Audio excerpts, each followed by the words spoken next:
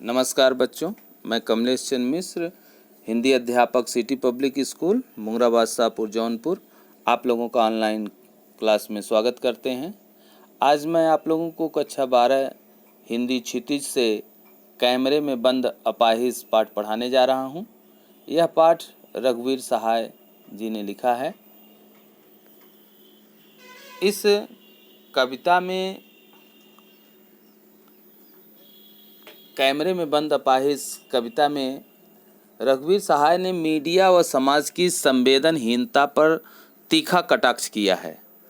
अपने कार्यक्रम को आकर्षक और बिकाऊ बनाने के लिए मीडिया कर्मी विकलांगों की दयनीयता को अत्यंत क्रूरता से उभारते हैं। अपाहिजों को कैमरे के सामने लाकर उनसे ऐसे क्रूर प्रश्न पूछे जाते हैं जिनसे उनका दर्द बढ़ जाता है और उनकी पीड़ा को झकझोर देते हैं। उनकी बेबसी आँखों से दर्द बहने लगता है, बेबस आँखों से दर्द बहने लगता है। यही दर्द मीडिया कर्मियों के कार्यक्रम की सफलता का द्योतक भी है। यह कविता समाज की दारुण विडंबनाओं को पकड़ने तथा उनके व्यवसायीकरण करने को दर्शाती है। अपनी व्यंजना में यह कविता हर ऐसे व्यक्ति एवं संगठन की ओर इशारा करती है जो दुख, दर्द, यातना, वेदना को बेचना चाहता है या उनका व्यवसायिक लाभ लेना चाहता है। आइए पढ़ते हैं कविता। हम दूरदर्शन पर बोलेंगे, हम दूरदर्शन पर बोलेंगे, हम समर्थ शक्तिवान, हम एक दुर्बल को लाएंगे एक बंद कैमरे में। कवि रघुवीर सहाय जी कहते हैं कि दूरदर्शन पर एक शारीरिक रूप से विकलांग व्यक्ति को साक्षात्कार के लिए लाया जाता है। पत्रकार के तौर पर हम दूरदर्शन पर बोलते हुए एक कमज़ोर व्यक्ति को बंद कमरे में ले जाते हैं और उसका साक्षात्कार करते हैं, उसका इंटरव्यू लेते हैं। हम उस व्यक्ति से ज़्यादा सामर्थ्यवान और शक्तिशाली हैं जबकि वह व्यक्ति अपाहिज है। हम दुर्बल को लाएंगे एक बंद कमरे में। हम उनसे पूछेंगे, तो आप क्या अपाहिज हैं? उनके अपाहिजपन का मजाक उड़ाते हुए हम उनसे प्रश्न पूछेंगे कि आप अपाहिज हैं तो क्यों अपाहिज हैं? यह आपको दुख तो देता होगा, आपका अपाहिजपन तो आपको दुखी करता होगा। कैमरा दिखाओ इसे बड़ा और बड़ा। हाँ तो बताइए आपका दुख क्या है, जल्दी बताइए वह दुख क्या है, बता नहीं पाएगा। यह देखकर अपाहिज व्यक्ति कुछ कहने या रोने की स्थिति में है। कार्यक्रम को प्रस्तुत कर रहे व्यक्ति टेक्नीशियन को कहेंगे कि कैमरे को बड़ा करके जूम करके उसके विकलांग अंगों को प्रदर्शित करिए, दिखलाइए। दुखों को कुरेदते हुए मूल उद्देश्य के पीछे अपाहिज के प्रति सहानुभूति या हमदर्दी को व्यक्त करना नहीं बल्कि उसके दुख को सार्वजनिक प्रदर्शन करना है। लोगों की करुणा और दया की भावनाओं को जागृत करके उनसे व्यावसायिक लाभ उठाना है। फिर इस तरह से संवेदनहीन प्रश्नों की श्रृंखला प्रारंभ हो जाएगी। जैसे आपको क्या दुख है, आपका दुख कैसा है, जल्दी बताइए। सोचिए, बताइए आपको अपाहिज होकर कैसा लगता है। कैसा यानी कैसा लगता है? हम खुद इशारे से बताएंगे क्या ऐसा?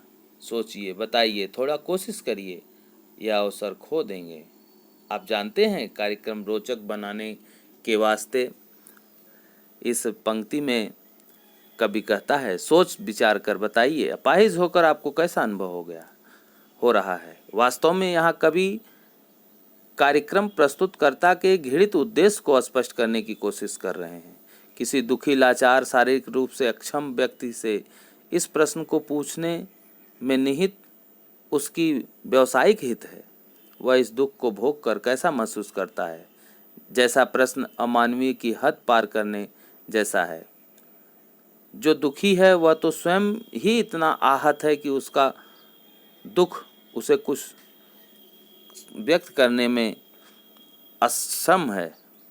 लेकिन इतना ही नहीं, व्यावसायिक सफलता के लिए आतुर कार्यक्रम प्रस्तुतकर्ता संवेदनशीलता को ताक पर रखकर स्वयं अपंगता को दिखाने वाले इशारे करके अपाहिज व्यक्ति को किसी भी तरह यह कहने के लिए मजबूर करता है कि वह दुखी है, क्योंकि उसका अंतिम और एकमात्र उद्देश्य अपाहिज व्यक्ति के माध्यम से लोगों के अंदर करुणा और दया की भावनाओं को कुरेदना है और उसका व्यावसायिक लाभ उठाना है, कार्यक्रम को सफल बनाना है। हम पूछ पूछ कर उसको रुला देंगे, इंतजार करते हैं आप भी उसके रो पड़ने का, यह प्रश्न पूछा नहीं जाएगा। अपाहिज व्यक्ति को बार बार प्रश्न पूछ करके उसके अपाहिजपन का एहसास कराकर उसे बोलने और रोने पर हम मजबूर करते जाते हैं। अपंगता को दर्शाने बताने का यह बेहतर मौका है जो नहीं रोने पर अपाहिज व्यक्ति के हाथ से निकल जाएगा।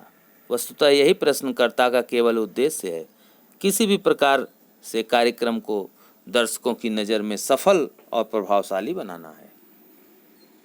फिर हम पर्दे पर दिखाएंगे फूली हुई आंखों की एक बड़ा तस्वीर, बहुत बड़ी तस्वीर। टीवी कैमरे के सामने बैठा अपाहिज व्यक्ति अपनी शारीरिक अक्षमता या दुर्बलता के संभवतः परेशान है, उसके मन में कमजोरी का एहसास है, तो भी कार्यक्रम पेश करने वाले जबरन उसे उसकी याद दिलाएंगे, क्योंकि जब वह रोएगा, दुखी होगा, तभी तो इनका कार्यक्रम आकर्षक और सफल होगा और इनका व्यावसायिक हित तय होगा। आगे कवि कहता है, पर्दे पर फूली हुई आंखों की बड़ी तस्वीर दिखाता है अपाहिज व्यक्ति के ओठों की कसमकसाहट अर्थात पीड़ा को न कह पाने का चित्र प्रस्तुत करता है। आशा है आप उसे उसकी अपंगता की पीड़ा मानेंगे। एक और कोशिश दर्शक, धीरज रखिए, देखिए हम दोनों एक संग रुलाते हैं।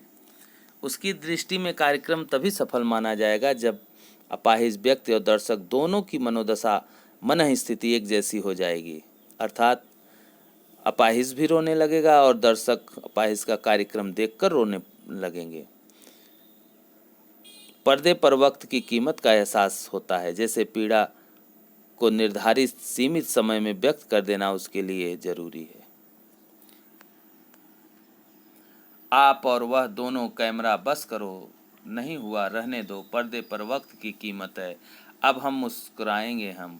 आप देख रहे थे सामाजिक उद्देश्य से युक्त कार्यक्रम, बस थोड़ी ही कसर रह गई। धन्यवाद। कभी आगे टेलीविज़न पर वक्त की कीमत के बारे में बताकर अपाहिज की पीड़ा को कुरेद कर उसे रुला देता है। उसके पीछे कार्यक्रम के निर्माताओं का केवल एक ही उद्देश्य है, कार्यक्रम की व्यावसायिक सफलता और लोकप्रियता। पीड़ित व्यक्ति की मानसिक अवस्था, संवेदना से उसको कुछ लेना देना नहीं है। इस तरह वह सामाजिक नारे और कार्यक्रम व्यावसायिक प्रचार प्रसार में तब्दील कर दिया है। यह एक संवेदनशील समाज के लिए अत्यंत खतरनाक और भयावह स्थिति है, क्योंकि इससे मानवीय एवं त्रासद स्थितियां पैदा होती हैं जो सभ्य समाज एवं संवेदनशील मनुष्य दोनों के लिए समान रूप से कष्टदायी है।